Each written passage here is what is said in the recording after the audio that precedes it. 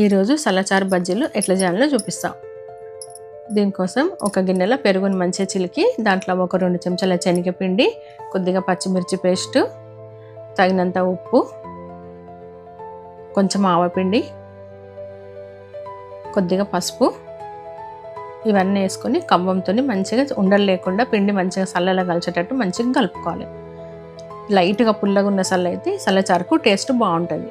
ఇది పక్కకు పెట్టుకొని పొయ్యి మీద ఒక గిన్నె పెట్టుకొని కొంచెం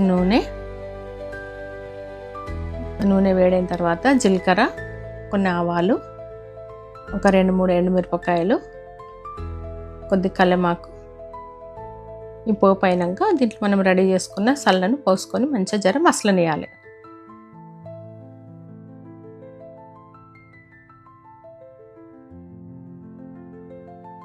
మసలేటప్పుడు మనం రెడీ చేసుకున్న బజ్జీలు దీంట్లో వేసుకుంటే బజ్జీలు సల్లచారు రెడీ.